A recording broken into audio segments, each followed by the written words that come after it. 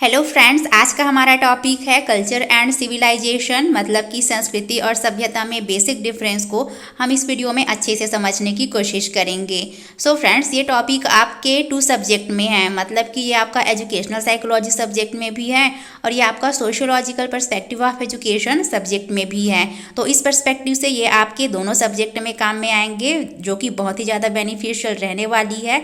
तो यहाँ पर हम पहले समझने की कोशिश करेंगे कि कल्चर मतलब कि संस्कृति एक्चुअल में क्या होता है, किसे कहा जाता है। वही नेक्स्ट हमारा पॉइंट रहेगा सभ्यता क्या होता है, सिविलाइजेशन किसे कहते हैं। फिर उसके बाद हम इन दोनों में बेसिक डिफरेंस को एक एक करके समझने की कोशिश करेंगे। तो बिना किसी देर किए चलिए शुरू करते हैं। सो फ्रेंड, चैनल पर पहली बार आए हो तो इस चैनल को ज़रूर से सब्सक्राइब करके बेल आइकन को प्रेस कर लेना, ताकि इस चैनल पर आने वाले सभी वीडियोस की नोटिफिकेशन आप तक इजीली पहुंच सके। तो यहाँ पर हमारा फर्स्ट पॉइंट है कल्चर। सो फ्रेंड्स, इस वीडियो में आगे बढ़ने से पहले मैं आपको एग्जाम्पल बताना चाहूँगी, जिससे हमें समझने में आसानी होगी कि संस्कृति और सभ्यता एक्चुअल में किसे कहा जाता है। तो जैसा कि अक्सर हम सभी जानते हैं, हमने सुना है कि सिंधु घाटी की सभ्यता, उस सिंधु घाटी की सभ्यता में हमें 2 बड़े नगर जानने को मिलते हैं, जिसमें से एक है मोहनजोदाड़ो और दूसरा है हड़प्पा। तो वहाँ पर जिस प्रकार की भवन निर्माण किया गया था, जिस प्रकार के वहाँ पर बड़े बड़े स्नानागार और अन्नागार मिले हैं, तो इन सारी चीज़ों को देखने से हमें क्या पता चलता है, वहाँ की सभ्यता, सिविलाइजेशन के बारे में। और वहीं जब हम इसके दूसरे एस्पेक्ट को देखें, मतलब कि उस सिंधु घाटी की सभ्यता में जो लोग हैं वो किस प्रकार के कल्चर को मानते थे, मतलब कि उनके जो भी रीति रिवाज थे, जो भी उनके मूल्य थे, जो भी उनके नैतिक विचार थे, तो ये सारी चीज़ें क्या है, संस्कृति के अंतर्गत, कल्चर के अंतर्गत आ जाती है। सो आई होप आपको यहाँ तक से अच्छे से समझ में आ गए होंगे। वही अगर जब हम इसका दूसरा एग्जाम्पल देखें, जैसे कि आज के डेट में हम सभी के हाथ में क्या है, मोबाइल है। तो ये पूरा मोबाइल क्या हो गया, सभ्यता हुआ, सिविलाइजेशन हुआ। और इस मोबाइल के अंदर में जितने भी एप्लीकेशन हैं, ऐप्स हैं, तो वो सारी सॉफ्टवेयर है। तो ये सारी चीज़ें क्या हो गई, संस्कृति हो गई। सो आई होप यहाँ पर मैं आपको जो बताना चाह रही हूँ वो आपको अच्छे से समझ में आ गए होंगे। आगे हम इसको और भी अच्छे से समझने की कोशिश करेंगे। तो जैसा कि अगर जब हम संस्कृति के लिटरल फॉर्म, मतलब कि इसके शाब्दिक अर्थ को समझने की कोशिश करें, तो कल्चर शब्द की व्युत्पत्ति लैटिन भाषा के कल्चर शब्द से, यहाँ पर कल्ट रहेगा, कल्ट शब्द से मानी जाती है, जिसका अर्थ होता है कर्षण, खेती, जुताई, संवर्धन करना, शिक्षण द्वारा सुधार, संस्कृति। तो यहाँ पर ये संस्कार रहेगा, शिष्टता तथा तहजीब। तो इससे हमें साफ स्पष्ट समझ में आ रहा है कि हम ऐसी चीज़ें जिससे हम अंदर से जुड़े होते हैं, आंतरिक रूप से जुड़े होते हैं, तो वही सारी चीज़ें क्या है, संस्कृति है। अब आगे हम इसको और भी अच्छे से समझने की कोशिश करेंगे। सो इस प्रकार से संस्कृति शब्द क्रि धातु में सम, उपसर्ग और प्रत्यय लगाने से बना है, जिसका बेसिक सा मीनिंग होता है साफ या परिष्कृत करना, मतलब कि मांजना। तो फ्रेंड, जैसा कि जो हीरा होता है उसको जौहरी क्या है, बहुत ही अच्छे तरीके से वो तराशता है, तभी उस हीरे की वास्तविक चमक क्या है, हमारे सामने आती है। तो ठीक इसी प्रकार से व्यक्ति जो है वो किसी भी प्रकार के सभ्यता को माने, लेकिन उसका जो आंतरिक जुड़ाव है वो क्या है, संस्कृति है, जो हमें, व्यक्ति को जो है एक दूसरे से बांधे रखती है, हमें वो सारी चीज़ों को वो निखारता है। जो भी क्वालिटीज़ है, जो भी हमारे वैल्यूज़ हैं, नैतिक मूल्य हैं, विचार है, उन सारी चीज़ों का आदान प्रदान करना, वो सारी चीज़ें ही एक्चुअल में क्या है, संस्कृति है। सो आई होप आपको यहाँ तक से अच्छे से समझ में आ गए होंगे। सो इस प्रकार से संस्कृति शब्द संस्कार शब्द का वंशज है, मतलब कि ये संस्कार से ही इसकी व्युत्पत्ति मानी जाती है, जिसका अभिप्राय शुद्ध करने से या फिर सुधारने से है।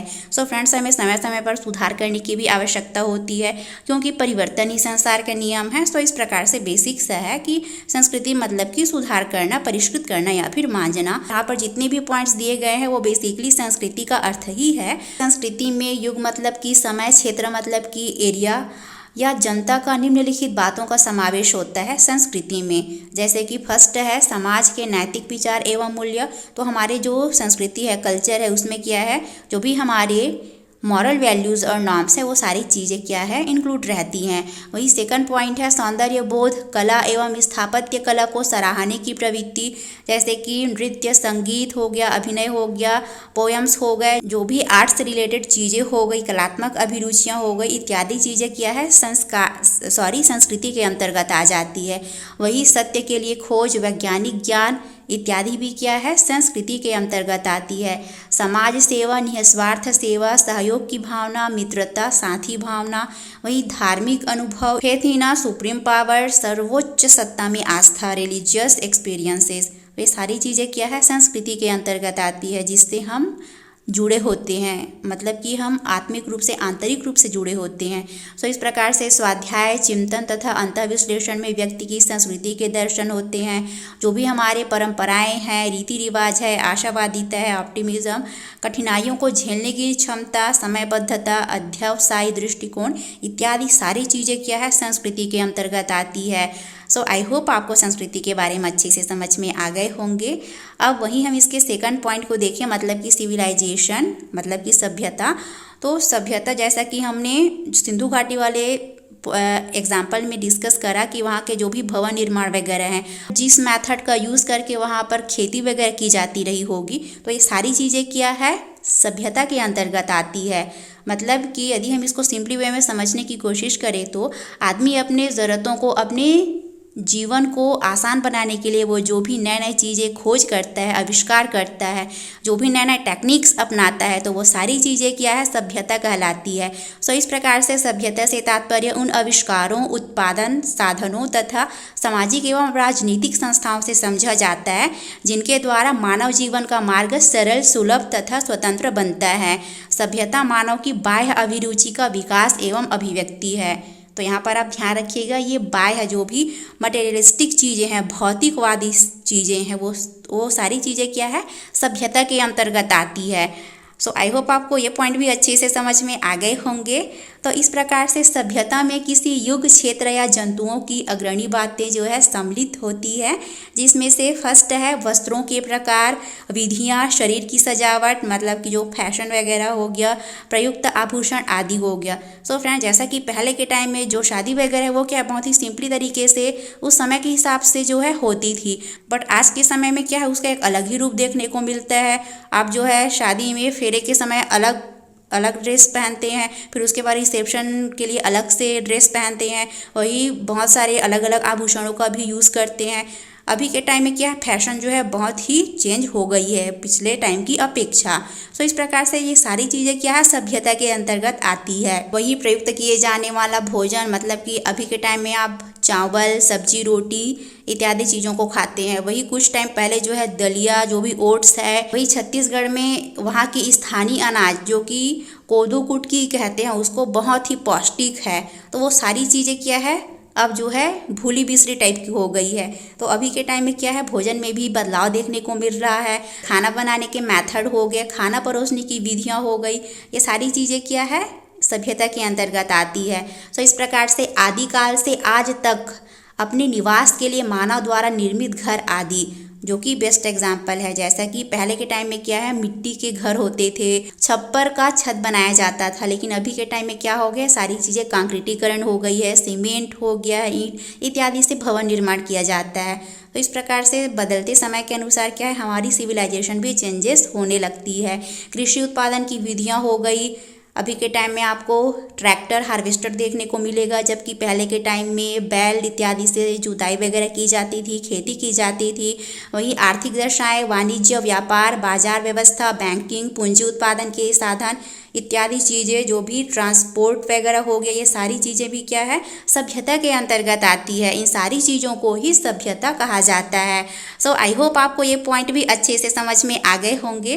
सो फ्रेंड्स, अगर आप इन पॉइंट्स को समझ लेते हैं तो हमें संस्कृति और सभ्यता में जो बेसिक डिफरेंस है उसको समझने में बहुत ही आसानी हो जाएगी। इसी प्रकार से हम इन पॉइंट्स को भी फटाफट से देख लेते हैं, जैसे कि युद्ध करने की कला हो गई, ऊर्जा का उपयोग हो गया, भाषा का प्रयोग, प्रकाशन, प्रचार प्रसार इत्यादि हो गया, संगठित धर्म व्यवस्था हो गई, व्यक्तिगत स्वच्छता के साधन एवं विधियां हो गई, मनोरंजन के साधन, विवाह उत्सव, यौन व्यवहार, परिवार, गोत्र जीवन इत्यादि चीज़ें क्या है, सिविलाइजेशन का ही एक हिस्सा है या फिर इसको हम सभ्यता बोल सकते हैं।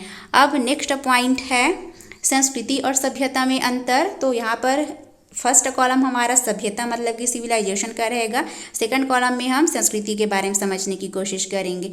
सो इस प्रकार से फर्स्ट पॉइंट है, यह वह वस्तु है जो हमारे पास है। हमारे पास क्या है, घर है, भवन है, जो भी फिजिकली चीज़ें हैं, भौतिकवादी चीज़ें हैं, वो क्या है, सभ्यता है जो कि हमारे पास है। वही संस्कृति क्या है, वह गुण है जो हम में व्याप्त है, जो भी हमारे नैतिक मूल्य हैं, विचार हैं, जो भी आस्था है, वो सारी चीज़ें क्या है, संस्कृति है जो कि एक गुण है। सेकंड पॉइंट है भोजन, परिधान, मोटर, महल तथा अन्य पार्थिव या भौतिक पदार्थ सभ्यता के उपकरण हैं। परंतु भोजन करने तथा वस्त्र पहनने की कला, मोटर चलाने और महल बनाने का कौशल, स्किल ही क्या है, संस्कृति है। सो इस प्रकार से हमारी सभ्यता वह है जिसका हम उपयोग करते हैं, जबकि संस्कृति वह है जो हम हैं। आई होप आपको ये पॉइंट अच्छे से समझ में आ गए होंगे। सो इस प्रकार से सभ्यता मनुष्य की कतिपय क्रियाओं से उत्पन्न होने वाली उपयोगी वस्तुओं का नाम है जो साधन के रूप में प्रयुक्त होती है। वहीं संस्कृति में मनुष्य की वे क्रियाएं, व्यापार और अभिव्यक्तियां निहित है जिन्हें वह साधन के रूप में देखता है। यह बाह्य व्यवस्था तथा साधनों को निरूपित करता है। इसका संबंध भौतिक पदार्थों से है। वहीं कल्चर में देखें तो यह हमारी आंतरिक प्रकृति को व्यक्त करती है, जिनसे हम आंतरिक रूप से जुड़े हुए हैं। वहीं सिविलाइजेशन क्या है, यह उपयोगिता पर बल देती है। जो भी मटेरियलिस्टिक चीज़ें हैं उसका क्या है, हम यूज़ करते हैं, तो ये क्या है, उपयोगिता पर बल देती है। वही जो कल्चर है इसका संबंध कला तथा बुद्धि से है। अब नेक्स्ट पॉइंट है, यह नाशवान होता है, मतलब कि जो सिविलाइजेशन है, सभ्यता क्या है, नाशवान है। वो एक समय के बाद क्या है, बदलते जाती है, वो नष्ट हो जाती है, फिर दूसरी सभ्यता का जन्म होता है। वही जो संस्कृति होती है वो मूल्यों पर बल देती है। सो इस प्रकार से नेक्स्ट पॉइंट है सभ्यता, इसकी सामग्री नष्ट भ्रष्ट हो सकती है, जबकि संस्कृति क्या है, इसकी सामग्री प्रवाहवान होती है, मतलब कि ये एक पीढ़ी से दूसरे पीढ़ी तक हस्तांतरित होती है। जैसे कि पहले के टाइम में भी 7 फेरे लिए जाते थे शादी में, अब भी 7 फेरे ही लिए जाते हैं। तो ये सारी चीज़ें क्या है, प्रवाहशीलता है। इसी प्रकार से आप और भी एग्जाम्पल ले सकते हैं। तो नेक्स्ट पॉइंट है कि सभ्यता जो है इसका संबंध शरीर से है, वही जो संस्कृति है इसका संबंध आत्मा से है। मतलब कि जो फिजिकली बॉडी है, जो बाह्य चीज़ें हैं, वो क्या है, सभ्यता है।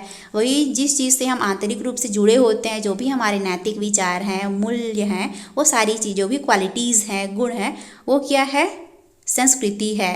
तो इसका संबंध क्या है, आत्मा से है। आई होप आपको ये सभी पॉइंट अच्छे से समझ में आ गए होंगे एंड इसको आप अपने वर्ड में अच्छे से रीड कर पाएंगे।